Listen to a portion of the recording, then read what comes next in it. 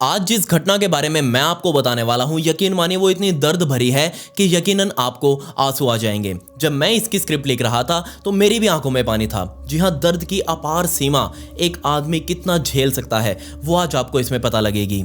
सब कुछ बताऊंगा आपको इसके बारे में, लेकिन उससे पहले मेरा नाम है विकी और आप देख रहे हैं मिस्टीरियस दुनिया का एक और बहुत ही कमाल का एपिसोड। आप प्लीज़ इस वीडियो को एक लाइक कर दें और कमेंट्स में पिक में लिख दें ताकि कल की वीडियो में मैं आपको शाउट आउट दे दूं। और यार मुझे आपसे एक दो बातें करनी है। सबसे पहली तो ये कि काफ़ी सारे लोग बोलते हैं कि वीडियो रीअपलोडेड है या फिर रीपोस्ट है। ऐसा कुछ नहीं है। मैं वीडियोस डालता हूँ, मैं स्क्रिप्ट लिखता हूँ, मुझे पता होता है कि मैंने कौन सी वीडियो बनाई है, कौन सी नहीं बनाई। और वैसे भी माइंड में इतनी सारी क्राइम केसेस की स्टोरीज एक साथ चलती रहती हैं कि मैं एक स्टोरी को दो बार अपलोड करके क्या ही करूंगा। मुझे पता है कि अगर आपने वो देख रखी है तो आप उसे दोबारा क्यों देखेंगे। हो सकता है मैंने कभी वो पहले स्टोरी 4-5 सालों पहले किसी पॉइंट वाली वीडियो में बनाई होगी, जब मैं 4-5 पॉइंट्स की वीडियोस बनाया करता था और उसके अंदर बहुत छोटे से डिटेल में उसमें मैंने आपको बताया हो। लेकिन अब आपको पता है कि मैं लेंथी वीडियोस बनाता हूं तो ऑब्वियसली मैं उसको डिटेल में बताऊंगा। हो सकता है आपने तब सुनी हो या फिर किसी और चैनल पर सुनी हो, तो प्लीज आप ये मत सोचिएगा कि मैंने उस वीडियो को दोबारा रीअपलोड किया है। और दूसरी बात यार, पॉडकास्ट के ऊपर वीडियोस थोड़ी कम आ रही हैं, वो इसलिए क्योंकि मैं थोड़ा सा बिजी चल रहा हूं। कुछ दिनों की और बात है, मैं फ्री हो जाऊंगा फिर आराम से वहां पर भी वीडियोस आएंगे और यहाँ पर भी खूब सारी वीडियोस आएंगी आप सबके लिए। सो तब तक आप उसको सब्सक्राइब करके रख लीजिएगा। और वैसे भी वहां पर 40 से ऊपर वीडियोस डली हुई हैं, तो आप वहां की भी वीडियोस जरूर देख लेना। लिंक उसका डिस्क्रिप्शन में मिल जाएगा, आपके हाथ से सब्सक्राइब हो जाना चाहिए। और अब वीडियो की तरफ। इस केस को समझने के लिए हमें इंग्लैंड के चिल्टन में जाना पड़ेगा और समय था सन 2005 का, जब यहाँ पर 35 साल के एंड्रयू गार्डनर नाम के इस व्यक्ति को वहाँ के लोग बहुत परेशान कर रहे थे। और वो इसलिए क्योंकि यहाँ एंड्रयू गार्डनर थोड़ा दिमागी रूप से कमजोर था, वो वल्नरेबल था, कोई भी उसका मजाक उड़ा लिया करता था, कोई भी उससे अपना काम निकलवा लिया करता था। और यहाँ एंड्रयू गार्डनर को इससे कोई दिक्कत नहीं थी कि सभी उसका मजाक बना रहे हैं, वो कर भी दिया करता था हंसते हंसते। बेचारा कमजोर था तो सभी उसका फायदा उठा रहे थे। और इसी सन 2005 में एंड्रयू गार्डनर को एक क्लेयर निकोल्स नाम की लड़की मिली जिसकी उम्र उस टाइम पर 28 साल की थी। अब जैसे जैसे ये दोनों आपस में मिलने लगे, इन दोनों के बीच में नजदीकियां बढ़ती गई और फाइनली सन 2008 का टाइम आ चुका था जब यहाँ क्लेयर निकोल्स ने सोचा कि क्यों ना वो एंड्रयू के साथ ही अब शिफ्ट हो जाए। असल में क्लेयर निकोल्स कोई अकेली नहीं थी, इसके 3 बच्चे भी मौजूद थे और वो थे पिछली शादी से। इसका पति इसको छोड़कर जा चुका था। छोड़कर तो क्या गया था, पुलिस वाले उसे उठाकर ले गए थे। क्यों? क्योंकि यहाँ वो पहले से ही इलीगल एक्टिविटीज में शामिल रहा है और पुलिस वालों का तो काम ही है ऐसे बंदों की सेवा करना, तो उसको सेवा के लिए उठा कर ले गए थे। अब यहाँ क्लेयर अपने बच्चों के साथ अकेली थी, तो वो यहाँ एंड्रयू के साथ चिल्टन में ही शिफ्ट हो गई। एंड्रयू के घर पर वो मौजूद थी और एंड्रयू का जब उसको धीरे धीरे पता चला कि एंड्रयू के साथ तो दिमागी रूप से वो कमजोर है, उसका कोई भी फायदा उठा लेता है, तो यहाँ क्लेयर ने भी वही काम किया। वो रह तो उसकी पार्टनर बनकर रही थी, लेकिन यहाँ उसका सिर्फ मेन मकसद था कि वो सीधे तौर पर एंड्रयू से जितना पैसा वो सारा वसूल कर ले और एंड्रयू को पूरा कंट्रोल करके रखे। और बिल्कुल वो इस काम में सफल भी रही। सन 2008 का टाइम आ चुका था और अब आते आते यहाँ 3 साल बीत चुके थे इनके रिलेशनशिप को चलते हुए और काफी टाइम से यहाँ एंड्रयू और क्लेयर एक साथ रह रहे थे अपने घर के अंदर। तब यहाँ पर क्लेयर ने अपने भाई, अपना ही सगा भाई उसका साइमन को भी अपने साथ रहने के लिए बुला लिया, क्योंकि वो यहाँ चिल्टन में नया नया शिफ्ट हुआ था और किराए के मकान पर रह रहा था। तो इसकी बहन यानी कि क्लेयर ने सोचा कि क्यों अपने भाई से किराया वसूल करवाया जाए, उसको यहाँ क्यों ना शिफ्ट कर लिया जाए। तो यहाँ उसका भाई अपना तामझाम लेकर यहाँ एंड्रयू के घर पहुंच चुका था। अब एंड्रयू, क्लेयर का भाई और उसके 3 बच्चे एंड्रयू के घर पर ही मौजूद थे। लेकिन यहाँ सन 2008 तक आते आते बेचारे एंड्रयू के साथ जो पहले बदतमीजियां होती आई थी, उसके अलावा अब उसको दर्द दिया जा रहा था। दर्द भी कैसा कि जब भी यहाँ एंड्रयू को कुछ खाना होता तो आप सोच कर देखिए, बंदे का घर है, सब कुछ उसका है, वही पैसे खर्च कर रहा है, लेकिन फिर भी उसको एक टाइम का खाना खाने के लिए पहले परमिशन लेनी पड़ रही थी अपनी ही पार्टनर क्लेयर निकोल्स की। जब तक यहाँ क्लेयर निकोल्स उसे खाने के लिए परमिशन नहीं देती, तब तक यहाँ एंड्रयू गार्डनर खाने को हाथ भी नहीं लगा सकता था। और अगर गलती से एंड्रयू ने हाथ लगाया खाने को, तो ना सिर्फ क्लेयर बल्कि उसका भाई साइमन भी एंड्रयू के ऊपर दोनों टूट पड़ते थे। एंड्रयू की हालत कैसी थी इसका अंदाजा आप यहीं से लगा लीजिए कि उसको अगर दाढ़ी वगैरह बनवानी होती तो उसके लिए रेजर वगैरह चाहिए था, ब्लेड वगैरह चाहिए थे, तो उसको बाहर जाने के लिए, घर से बाहर कदम रखने के लिए भी क्लेयर से पूछ कर जाना पड़ता था कि इतने पैसे मैं लेकर जा रहा हूं, घर से बाहर जा रहा हूं, इस दुकान पर जाऊंगा, इतनी देर लगेगी, इतनी देर में मैं वापस आ जाऊंगा, क्या आप मुझे जाने दोगी? अगर क्लेयर ना कर देती तो मजाल नहीं थी एंड्रयू की कि वो घर से बाहर कदम रख दे। इतना कंट्रोल कर रही थी ये क्लेयर और उसका भाई मिलकर बेचारे एंड्रयू गार्डनर को। जितना वो एंड्रयू के ऊपर अत्याचार करते जा रहे थे, एंड्रयू से बस पीता जा रहा था, झेलता जा रहा था। अब जैसे जैसे वो झेल रहा है तो इन दोनों को लग रहा था कि इसको तो कोई फर्क ही नहीं पड़ रहा, और इसके ऊपर मात्रा बढ़ाओ और इसको दर्द दो। और एक दिन ऐसा भी आया जब पूरे दिन ही यहाँ क्लेयर ने एंड्रयू को खाना ही नहीं दिया। जब शाम के टाइम पर उसे बहुत तेज भूख लगी हुई थी, तब बेचारा एंड्रयू इन दोनों के सोने की वेट कर रहा था कि कब ये दोनों सोएंगे तब वो बाहर जाएगा, घर से बाहर जाएगा, बाहर रखे हुए डस्टबिन में से कुछ बचा कुचा खाना निकालेगा।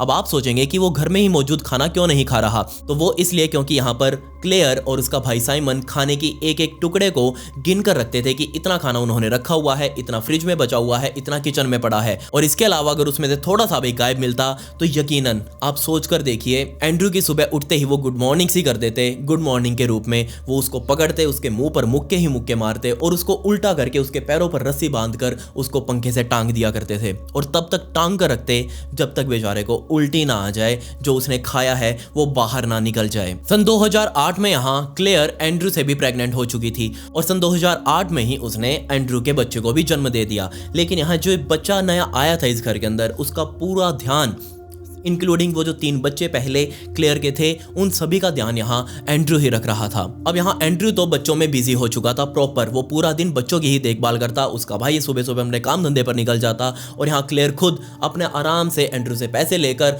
आसपास कहीं घूमने निकल जाती। कुछ दिन और बीते, तब यहाँ पर इस घर के अंदर एक और नया गेस्ट आ चुका था। जी हाँ, स्टीवन मार्टिन, जिसकी उम्र उस टाइम पर 44 साल की थी, और ये स्टीवन मार्टिन कोई और नहीं बल्कि क्लेयर का ही एक्स बॉयफ्रेंड था।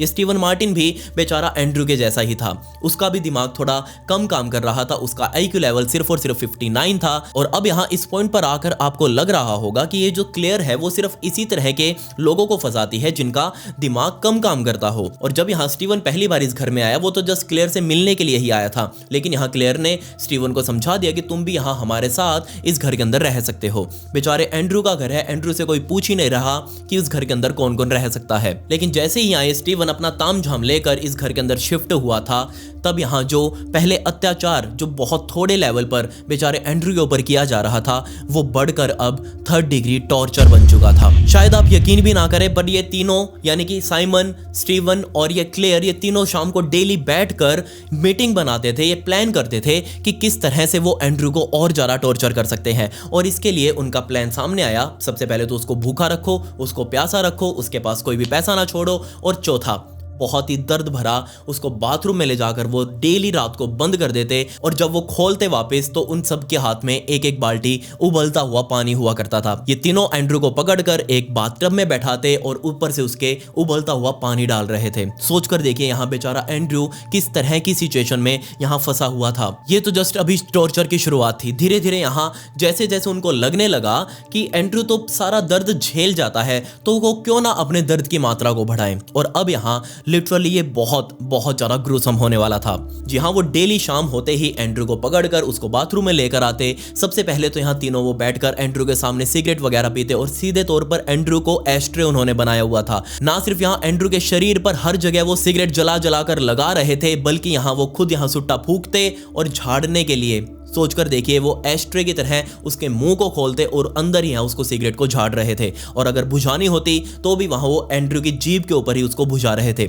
सोचकर देखिए एंड्रयू किस टाइप का पेन फील कर रहा होगा। इतना ही नहीं, आपको भी पता होगा कि हम घर के अंदर राड़ वगैरह जो होती है उससे पानी गर्म करते हैं, गीजर भी होता है, और भी तरीके हैं पानी गर्म करने के, लेकिन वहाँ के लोग पानी गर्म करने के लिए रेडिएटर का इस्तेमाल करते हैं। राड ही होती है वो एक टाइप से, आपको पता ही होगा कि वो बहुत ज़्यादा पावरफुल होती है। अगर हम उसे बिजली में डायरेक्ट लगा दें और उसको पानी में ना डालें तो वो लाल हो जाती है पूरी जलकर। और यही राड अब आप सोच कर देखिए, लाल करके बिल्कुल उसको गर्म करके पूरी जलाकर बेचारे एंड्रयू की कमर के ऊपर ऐसे लगाई जा रही थी। ऐसे डेली की डेली उसको टच किया जाता, एक पूरी लाइन बना दी जाती। पूरी उसकी कमर यहाँ से जल चुकी थी, लेकिन फिर भी यहाँ एंड्रयू बेचारा अभी तक जिंदा था, वो दर्द को झेले जा रहा था। अभी भी यहाँ इन तीनों का जो गुस्सा था, पता नहीं किस बात का गुस्सा था, लेकिन बस गुस्सा था, तभी तो वो ये सब काम कर रहे थे। ये शांत नहीं हुआ था। अब उन्होंने यहाँ अपने हाथों में ब्लेड्स लिए और ब्लेड्स लेकर एंड्रयू को फिर से उस बाथरूम में लेकर गए, टब के अंदर लेटाया, उल्टा लेटाया, कमर उसके ऊपर की तरफ रखी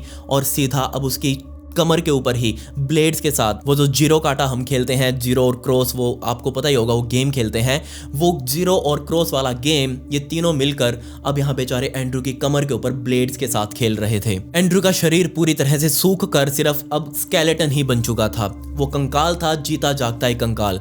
इतना ही नहीं, वो जो रात को उसके ऊपर डेली टॉर्चर कर रहे थे, उसके शरीर से जो खून निकलता था उसको साफ करने के लिए भी इनको कोई टेंशन नहीं लेनी पड़ रही थी। क्यों? क्योंकि यहाँ वो एंड्रू को रात को एक न्यूज़पेपर का बेड बनाकर अखबारों को नीचे जमीन पर बैठाकर अच्छे से 3-4 लेयर अखबारों की बना देते और एंड्रू को उसके ऊपर गिरा देते। सुबह होते ही जो सारा खून होता था उसके शरीर से वो सारा अखबारों पर चिपक जाता था और बाद में सुबह उठते ही वो अखबार फाड़ देते और बाहर जाकर डस्टबिन में डाल देते। खून का कोई नाम और निशान ही नहीं, कहाँ गया सारा खून। एक रात वो भी थी जब यहाँ एंड्रू न्यूज़पेपर वाले उसी बेड के ऊपर सो रहा था बेचारा, और तभी यहाँ क्लेयर ने उसे जगाया। बेचारे ने अपनी नींदों में आंखें खोली और उसको कहा गया कि तुम बस देखना, तुम्हारे साथ में अब हम क्या करते हैं। बेचारे को सिर्फ देखना था और यहाँ सामने उसने देखा कि उसकी ही गर्लफ्रेंड, उसकी ही पार्टनर क्लेयर उसके ही एक्स लवर यानी कि स्टीवन के साथ उसके ही सामने संबंध बना रहे थे। और बेचारा एंड्रू अपने लिए कुछ कर भी नहीं सकता था, उसको मजबूरन देखना पड़ रहा था कि सामने आखिर फिल्म चल क्या रही है। इस महिला को आप एक वर्ड में सिर्फ और सिर्फ सैडिस्ट कह सकते हैं।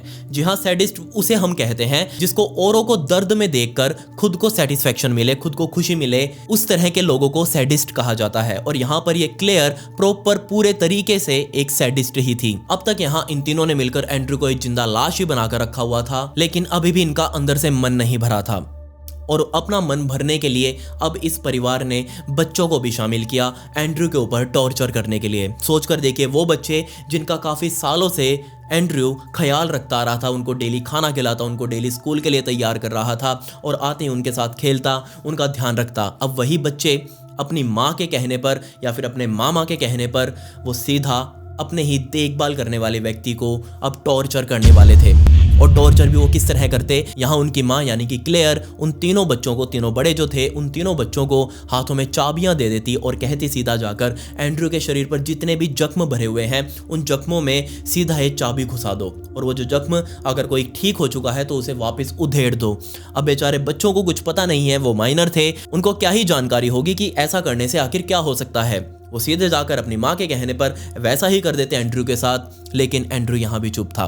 बेचारा क्या ही बोलता। दिन आया 13 मार्च 2009 का, और यही वो दिन था जब यहाँ पिछले काफ़ी लंबे टाइम से दर्द झेल रहे बेचारे एंड्रू को इस दुनिया से ही मुक्ति मिलने वाली थी। लेकिन ये जो मुक्ति उसे मिली, उस टाइम पर जो उसको दर्द फील हो रहा होगा उसका अंदाज़ा ना ही आप लगा सकते ना ही मैं लगा सकता। शाम के टाइम पे वापस ये पूरा परिवार इकट्ठा हुआ और अब फाइनली उन्होंने एंड्रू को एक बार फिर से देखा। एंड्रू तो फिर से वही अपना कोने में बैठा हुआ था आराम से। तब यहाँ इन तीनों ने एंड्रू को पकड़ा, उसे उठाया और अब फिर से उसे जमीन पर उल्टा लेटा दिया। अब ये तीनों सोच ही रहे थे कि आखिर अब एंड्रू के साथ नया क्या करें। उन्होंने अपने घर के अंदर जितने भी औजार थे वो सारे के सारे इस्तेमाल कर लिए थे और वो उससे बोर हो चुके थे काफ़ी लंबे टाइम से वो, क्योंकि एंड्रू के ऊपर ऐसा कुछ करते आ रहे थे। तब इन तीनों ने सोचा कि क्यों ना वो एंड्रू के ऊपर कूदें। उन्होंने एंड्रू को लेटाया और वो तीनों ही एक साथ, बेचारा वो पहले ही 40-42 किलो का सारा था, उसकी कमर के ऊपर चढ़े तीनों और तीनों एक साथ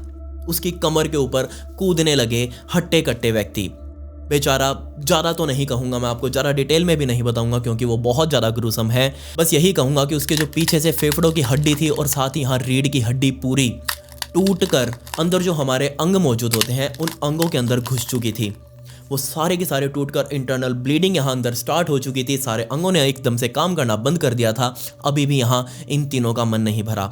कूदने के बाद जब उनको लगा कि यहाँ अंदर का सारा जो हड्डियाँ होती हैं उनका चूरा बनकर एक हलवा सा बन चुका है अंदर ही अंदर, फिर यहाँ क्लेयर ने एंड्रू के सर को पकड़कर जोर से नीचे की तरफ मारा और एक बार नहीं बल्कि दर्जनों बार उसका सर पटक कर नीचे मारने के बाद ये तीनों शांत हो गए और फाइनली इनको पता लग गया कि हाँ, एंड्रू अब निपट चुका है। अब उसकी लाश का इनको कुछ करना था।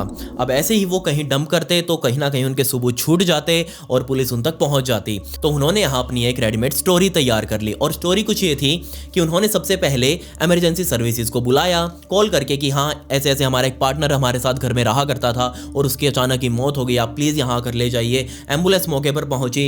एम्बुलेंस में एंड्रयू को रखा गया। एम्बुलेंस हॉस्पिटल पहुंच चुकी थी और पीछे पीछे यहाँ पुलिस वाले इस घर में पहुंच चुके थे। पुलिस वालों ने सबको बैठाया और पूछा कि हाँ जी बताइए क्या हुआ था एंड्रयू के साथ। तो यहाँ इन तीनों ने बताया कि हमने एंड्रयू को सामान लेने के लिए पास ही की दुकानों पर भेजा था और जैसे ही वो वापस आया उसकी हालत कुछ ऐसी थी, उसने मरने से पहले हमको बताया कि 3 लोग आए थे उसके ऊपर हमला करने के लिए, उनके पास हथियार थे और उन्होंने उसे खूब मारा और मार मार कर घर के बाहर फेंक गए और फेंकते ही मैं घिसट घिसट कर अपने घर के अंदर आया और जैसे ही वो ये सब कुछ हमें बता रहा था हमारी आंखों के सामने ही उसने दम तोड़ दिया। पुलिस वालों ने भी कहा ठीक है कोई बात नहीं, आपने जो बयान दिए हैं हम लिख लेते हैं और आगे अगर हमको आपकी ज़रूरत पड़ी तो हम आपको बुला लेंगे। तीनों ने कहा ठीक है बाबूजी आप हमें बुला लेना। लेकिन यहाँ जब डॉक्टर्स ने ऑटोप्सी करी एंड्रयू की तो उन्होंने पुलिस वालों को बता दिया कि ये कोई ऐसा मामला नहीं है कि यहाँ किसी ने मार पिटाई करी हो और एंड्रयू की मौत हो गई हो। क्यों? क्योंकि यहाँ एंड्रयू के शरीर पर ना सिर्फ नई चोटों के बहुत सारे निशान हैं बल्कि बहुत बहुत पुरानी चोटों के भी यहाँ लगातार निशान उनको मिल रहे हैं और सिंपली तौर पर हम ये कह सकते हैं कि उसका ये हाल आज नहीं बल्कि बहुत पहले से ही किया जाता रहा है। एंड्रयू की हालत कैसी थी इसका अंदाजा आप यहीं से लगा लीजिए कि डॉक्टर्स को 7 घंटे लगे अंदर से जो हड्डियां उसकी टूटी थी उनको गिनने के लिए, उनके टुकड़ों को अंदर ही अंदर गिनने के लिए 7 घंटे यहाँ डॉक्टर्स की टीम ने लिए क्योंकि यहाँ उनका बिल्कुल चूरा किया जा चुका था उसके ऊपर कूद कूद कर। डॉक्टर्स को ये भी पता चल चुका था कि यहाँ एंड्रयू की बॉडी कई जगह से जली भी हुई है, ऑब्वियसली कई जगह से तो सिगरेट से जली हुई थी और एक जगह तो ऐसी थी जहाँ वो जो रेडिएटर था यानी कि वो जो राड थी वो यहाँ पर उसको गर्म करके लगाई गई थी और उसी से इस तरह के बर्न्स यहाँ आते हैं। पुलिस वालों को पता लग चुका था कि ये मामला कहीं बाहर का नहीं बल्कि अंदर का ही है। ऑटोप्सी की रिपोर्ट के मुताबिक तकरीबन 150 से भी ज्यादा उसकी शरीर के ऊपर चोटों के निशान मिले और यहाँ पर ना सिर्फ उसका दिमाग बल्कि शरीर के लगभग सारे ही अंग अपने आप ही काम करना बंद कर चुके थे। क्यों? क्योंकि यहाँ अंगों के अंदर तो हड्डियां घुसी हुई थी। पुलिस को ये सारी बातें पता चलने के बाद पुलिस वालों ने अपनी गाड़ी उठाई, सीधा यहाँ उन तीनों के घर पहुंचे। यहाँ पर साइमन, स्टीवन और क्लेयर मौजूद थे। बच्चों को छोड़कर इन तीनों को गाड़ी में बैठाया गया, पुलिस स्टेशन लेकर आया गया और पूछा गया कि जो तुमने स्टोरी हमको बताई है वैसा तो नहीं है, अब तुम खुद सच बता दो या फिर हमने तो तुम्हारी एफआईआर तैयार कर ही रखी है मर्डर की। शुरुआत में तो यहाँ वो जो करते हैं आमतौर पर सभी आरोपी, नहीं बाबूजी हमने तो नहीं किया, हमको तो बस घर जाने दो, हम शरीफ हैं, हम ऐसा कैसे कर सकते हैं, हमारा वो साथी था, ये सब कुछ वो बोलने लगे। लेकिन बाद में यहाँ जब पुलिस वालों ने उनको एफआईआर दिखाई कि तुम्हारे नाम की एफआईआर मर्डर की कट चुकी है तीनों के ऊपर, अब तुम्हारी मर्जी है तुमको बताना है नहीं बताना, वरना तुम्हारे बयान हम अपनी तरफ से बनाकर रख देंगे और जो हम लिखेंगे फिर अपना हिसाब लगा लेना जो सजा मिलेगी। जिसके बाद यहाँ इन तीनों ने एक दूसरे के ऊपर ही उंगलियां उठानी शुरू कर दी। क्लेयर का भाई साइमन, उसने तो सबसे पहले ये बोला कि उसकी बहन का जो दिमाग है वो थोड़ा शॉर्ट टेम्पर का है, उसको बहुत जल्दी गुस्सा आ जाता है और अपने गुस्से में वो किसी को भी नुकसान पहुंचाती है। पुलिस वालों ने कहा इधर आ, ये बता कि किसी को भी मतलब क्या, अगर तेरा गुस्सा है तो क्या वो एंड्रयू के ऊपर जाकर उतारेगी? जो एंड्रयू के ऊपर निशान मिले हैं वैसे निशान तेरी शरीर पर तो कहीं नहीं है, तो क्या उसको सिर्फ गुस्सा एंड्रयू के ऊपर ही आ रहा था? इस बात का जवाब किसी के पास नहीं था। पुलिस वालों ने सीधा जाकर घर से बच्चों को उठाया। बच्चे ही अब यहाँ इस केस की सच्चाई पूरी बताने वाले थे और उन्होंने ही ये सब कुछ बताया जो मैंने आपके सामने अब तक रखा है। उन्होंने बताया कि कैसे कैसे रात होते ही इस घर के अंदर हॉरर सा सीन बन जाया करता था और कैसे अपनी माँ के कहने पर वो बच्चे खुद भी बेचारे एंड्रयू को टॉर्चर कर रहे थे। जनवरी 2010 का समय आ गया जब इन तीनों को फाइनली कोर्ट के अंदर पेश किया गया क्योंकि इनका ट्रायल शुरू किया जाना था। और ट्रायल के अंदर जो ऑटोप्सी रिपोर्ट जब रीडर ने पढ़ी तो वहां बैठी जजेस की बेंच सारी रोने लगी और उन्होंने थोड़ी देर के लिए कोर्ट को ही बंद कर दिया। क्यों? क्योंकि यहाँ कोई इस बात को पचा ही नहीं पा रहा था कि कोई इतना घिनौने काम भी कर सकता है, कोई किसी के ऊपर इतने अत्याचार भी कर सकता है। अब इस ट्रायल में इन तीनों ने अपनी ही एक अलग स्टोरी बना ली थी। तो इस स्टोरी के मुताबिक क्लेयर ने बताया कि ये जो साइमन है ये भी यहाँ कोई दूध का धुला नहीं है। असल में एंड्रयू के बाद साइमन का ही नंबर आने वाला था ये सब काम के लिए। जी हाँ, ये साइमन पहले क्लेयर की माँ के साथ उसका अफेयर चल रहा था और बाद में क्लेयर के साथ चलने लगा। कहाँ वो 44 साल का, कहाँ ये 28 साल की। दूसरा यहाँ क्लेयर ने बताया कि एंड्रयू का चक्कर पहले क्लेयर की बहन के साथ चल रहा था और उस वजह से यहाँ उसके बीच कई बार लड़ाई हो जाया करती थी। और उस दिन भी जब यहाँ फाइनली एंड्रयू की मौत हुई थी उस दिन यहाँ क्लेयर और एंड्रयू के बीच में इस बात की लड़ाई हुई कि क्लेयर ने कहा कि पहले ही एंड्रयू तुम्हारा तो उसकी बहन के साथ चक्कर है और इसी बात को लेकर वो आर्ग्यूमेंट बढ़ गया और जाकर क्लेयर ने उसके ऊपर मुक्का मार दिया। ऐसी बातें क्लेयर यहाँ कर रही थी। जजेस ने कहा कि ये जो ऑटोप्सी रिपोर्ट बोल रही है ये एक मुक्के की बात तो कर ही नहीं रही। बात कर रही है जान लेने की, वो कैसे ली वो बताओ। जिसके बाद यहाँ जजेस को गुस्सा आ गया, उन्होंने सिंपली कह दिया कि ये तो बताएंगे नहीं कि इन्होंने आखिर क्या किया, हम ही बता देते हैं कि पूरी स्टोरी आखिर डॉक्टर्स द्वारा जो बताई गई है उसमें क्या हुआ होगा। सबसे पहले तो स्टार्ट किया जजेस ने पुरानी जो चोटें लगी हुई थी उसके निशानों से, सिगरेट वाले निशान, रॉड वाले निशान, इसके अलावा जो ब्लेड से बने हुए थे, जो पेन से बने हुए थे, जो चाबियों से बनाए गए थे, इन सभी निशानों के बारे में बताया। और फिर फाइनली जो उस दिन हुआ था यहाँ पर, जिस दिन यहाँ एंड्रू की मौत हुई थी, उस दिन के बारे में जजेस ने खुद पूरी कोर्ट के सामने बताया कि इन तीनों ने कैसे कैसे इसके ऊपर चढ़कर, इसके ऊपर कूद कर उसकी हड्डियां तोड़ डाली और फाइनली वो बेचारा मौत के मुंह में समा गया। अब यहाँ साइमन भी थोड़ा तेज बन रहा था। उसने कहा, जनाब देखिए, मैं तो यहाँ जाल में फंसा हुआ हूँ। क्यों? क्योंकि यहाँ एक तरफ बहन थी और बहन के साथ मैं रह रहा था, तो मजबूरन मुझे बहन के कहने पर वो सब कुछ करना पड़ा। अगर मैं उसके कहने पर वो ना करता तो वो मुझे घर से बाहर निकाल देती और मैं जाकर कहाँ रहता। मजबूरन मुझे एंड्रू की जान लेने में उन सब का साथ देना पड़ा। इसके अलावा स्टीवन यहाँ वो भी अपने आप को दूध का धुला हुआ बता रहा था कि जनाब मैंने सिर्फ उसके ऊपर 2-3 बार उबलता हुआ पानी डाला था, इसके अलावा मैंने कुछ नहीं किया। आप मुझे छोड़ दीजिए, मुझे छुट्टी दे दो, मुझे घर जाने दो। ऐसे कैसे जाने दो? स्टीवन ने ये भी कहा कि मुझे तो क्लेयर द्वारा ये सब कुछ करने के लिए कहा गया था, अगर मुझे वो ना करने के लिए बोलती तो मैं ऐसा क्यों कुछ करता। मेरी तो कोई पर्सनली दुश्मनी भी नहीं थी एंड्रू के साथ, ये सब कुछ क्लेयर की वजह से हुआ, वही हमारी लीडर थी। इसके अलावा क्लेयर के 7 साल के एक बड़े बेटे को भी कोर्ट में लेकर आया गया और उसने यहाँ फुल प्रूफ, यहाँ हॉरर जो इवेंट इस घर के अंदर हो रहे थे उन सभी का प्रूफ अपनी जुबान से कोर्ट के सामने रखा। उसने बताया कि एक बार एंड्रू अंकल ने मेरी एक चॉकलेट को चोरी करके खा लिया था और जाकर मैंने जब ये बात मम्मी को बताई कि एंड्रू ने मेरी चॉकलेट को चोरी करके खा लिया है, तब यहाँ क्लेयर ने अपने ही बेटे से ये कहा कि ये चाबी पकड़ और जाकर उसके शरीर में जितने भी जख्म हैं उनके अंदर जाकर घुसो दे, सभी जख्मों को ताज़ा कर दे वापस। और उसके कहने पर मजबूरन मुझे सब कुछ करना पड़ा। खैर यहाँ तीनों के ऊपर आरोप साबित हुए और तीनों को ही अब सजा की बारी थी। तो यहाँ सजा के तौर पर सबसे पहले क्लेयर को उम्र भर की सजा सुनाई गई, लेकिन यहाँ वो 32 साल तक पहले जेल में रहेगी और उसके बाद पैरोल के लिए अप्लाई कर सकती है और उस पैरोल की एप्लीकेशन पर कोर्ट डिसाइड करेगी कि उसे बाहर जाने देना चाहिए या नहीं देना चाहिए। दूसरा यहाँ साइमन, उसको यहाँ पर उम्र कैद की सजा दी गई और उसको यहाँ मिनिमम 25 साल पहले जेल में काटने हैं और उसके बाद वो पैरोल के लिए अप्लाई कर सकता है। तीसरे नंबर पर स्टीवन, उसको यहाँ पर उम्र कैद की सजा दी गई और मिनिमम यहाँ उसको 20 साल जेल के अंदर काटने हैं और उसके बाद ही वो पैरोल के लिए अप्लाई कर सकता है। ये केस जब मैं रीड कर रहा था, इसके बारे में जब पूरा डीपली जानने की कोशिश कर रहा था, तो यकीन मानिए मेरा मन ही नहीं किया कि मैं इसके अंदर और ज़्यादा डीप जाऊं। और मैं लिटरली आपको भी नहीं कहूँगा कि आप कहीं और जाकर इसके बारे में और गहराई से जानने की कोशिश करें। क्यों? क्योंकि यहाँ ये बहुत ज़्यादा डिस्टर्बिंग है। आप इसके अंदर जितना जाएंगे उतना ही आपका दिमाग ख़राब होगा। मैं आपको बिल्कुल रिकमेंड नहीं करूँगा कि आपको और इसके अंदर गहराई में जाना चाहिए। जितना ज़रूरी था उतना मैंने आपको बताया। ये केस डिस्टर्बिंग की सीमाओं को पार करते हुए आगे बढ़ गया। जी हाँ, आपको इसके बारे में क्या कहना है आप मुझे कमेंट्स में जरूर बताएं। और अगर आपको मुझसे बात करनी है तो मेरा इंस्टाग्राम का लिंक नीचे डिस्क्रिप्शन में है। वैसे ही मेरी इंस्टाग्राम आईडी है, इसका लिंक आपको डिस्क्रिप्शन में मिल ही जाएगा, तो प्लीज़ आप मुझे वहाँ फॉलो जरूर कर लें। खैर, पिछली वीडियो का शाउट आउट इंडियन आर्मी को and comment pick me to get a shout out in next video. मिलते हैं अगली वीडियो में। ये वीडियो देखने के लिए धन्यवाद।